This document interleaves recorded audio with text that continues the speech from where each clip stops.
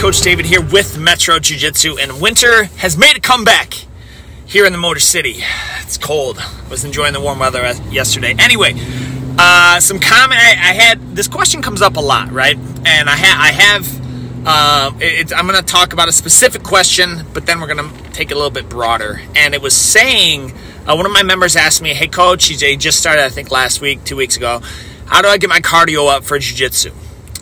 The shortest answer is you train Jiu-Jitsu. Okay, I've had swimmers in here. I've had wrestlers, football players, basketball players, track guys, bros from the gym next door who come over, and the guys who claim to be they're in good shape. When you're training Jiu-Jitsu, it's not the same cardio. You're using practically entirely different muscles, a lot of them simultaneously, while breathing, while fighting off a human. So all of these things, like, that's how you do it. But then we dove a little bit deeper because I didn't like that cliche answer. I was like, well, that's the other thing. And then, so then there's, so what's your diet look like? He's like, oh, my diet, yeah. And then we went a little bit deeper. I said, okay, well, you can do sprints too. Sprints help. And then he said, okay. And I said, how much water are you drinking? So we get into that. And then it came out like he's smoking vape. And when I started training Jiu-Jitsu, I smoked cigarettes. And I knew I was either going to quit Jiu-Jitsu or I was going to quit cigarettes, because there was no way I could have done both. And I was 19 at the time. So, like, my body responded better and recovered quicker than it does when I'm 31. That's the specific answer. So now let's take it broader. Okay, and you're reading, if you're watching this, you're like, yeah, those are simple answers. Like, drink water, good nutrition, make sure you're being well rested, don't smoke vape, and try and train Jiu-Jitsu, and all these things that come into it. And then but I could tell in his body language, and he was like, like he was expecting a different answer. The answers, a lot of the keys, to success and whatever you're going to chase, it's not complicated. It's not.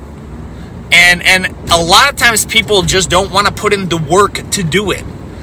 And I'm not saying that about this particular member, because I have full confidence. In fact, where we left it was, I was like, tell you what, bro, I'll make it real easy. Every time I see you, I'm going to ask you if you quit smoking yet. I was like, so now you're just going to be accountable to me. Accountability is a huge thing, by the way.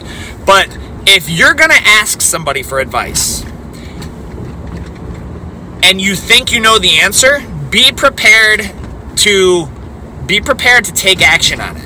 I can't tell you how many times that we've seen that happen over and over. They ask for, someone asks for business advice and with business coaching, or they need some help, and in their mind they know what the answer is, but they just don't want to put in the work. You put in the work, you get the results. You put in the work, you get the results. That's why with Jiu-Jitsu is difficult, man. How do you get better at Jiu-Jitsu? You train Jiu-Jitsu. Well, Coach, I've been training a year.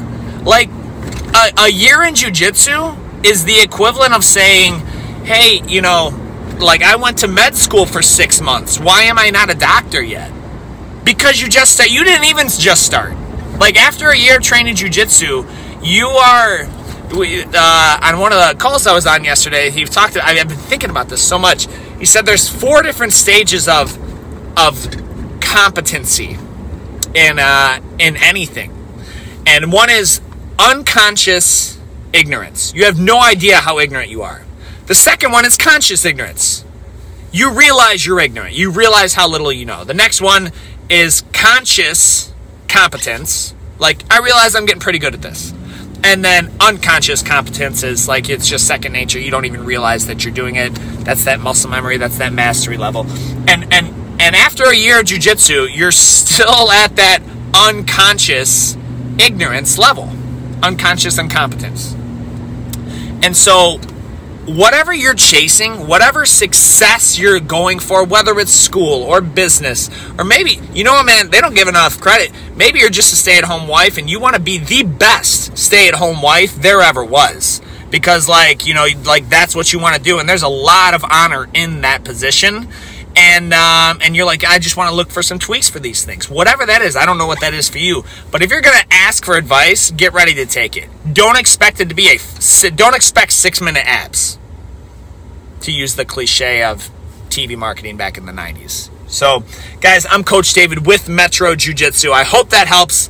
If you are looking to train jiu-jitsu and you're serious, you're like, hey, I want to get some of these results that we're talking about. I do want to lose weight. Maybe I need to quit smoking and I need something because here's the thing, and I'll leave you with this.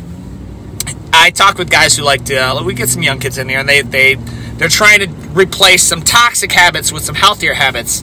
And it's a lot harder to come to class to open mat on a Saturday if you were drinking the night before. Open mat's a lot harder if you have a hangover. So now there's much steeper consequences to that. So you're like, well, how bad do I really want to go out and drink? How bad do I really need to smoke this cigarette before I go train? Because you're going to feel it a lot more. And that's why we get results. I'm Coach David with Metro Jiu-Jitsu. As always, I'll see you on the mats.